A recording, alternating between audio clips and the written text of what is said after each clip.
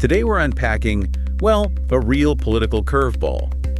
The results of the 2025 Canadian federal election. Yeah, the report we've looked at shows some pretty unexpected shifts. Quite surprising. Definitely. And the big question we're really digging into is how Mark Carney, a relatively new leader, managed this win. Especially with, all the domestic issues floating around and, crucially, that intense pressure from the U.S.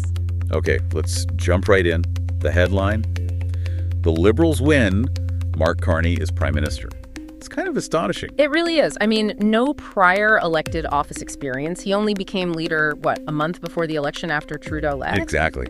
The report nails it, calling it a dramatic political turnaround. Feels absolutely right. And you can't ignore the context here. The report highlights President Trump's aggressive policies. Right, the tariffs, even the talk of annexation, that stuff clearly played a huge role. It seems to have dominated the conversation. People were understandably concerned. And Carney's campaign seemed to latch onto that, focusing on Canadian sovereignty, economic stability. Leveraging his financial background, yeah. Mm-hmm. That message probably hit home for voters worried about the U.S. situation. It looks like it. That idea of standing up for Canada against external pressure, it's a powerful theme. Mm-hmm. Now, let's look at the Conservatives.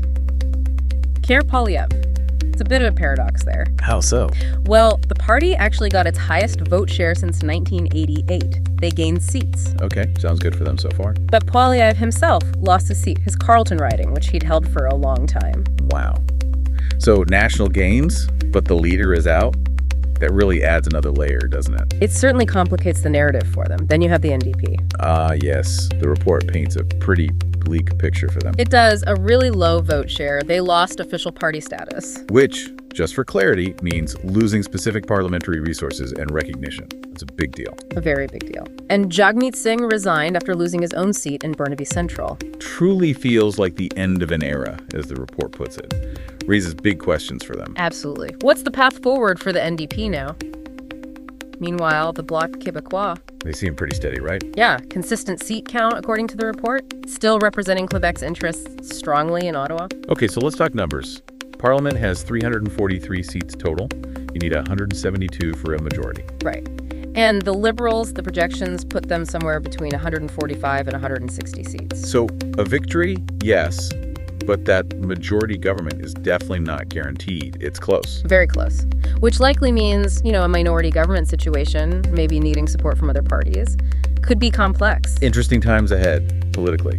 The report also briefly mentions the use of hand-counted ballots. Mm-hmm. Just a small detail, but it speaks to Canada's electoral process, that focus on transparency and integrity.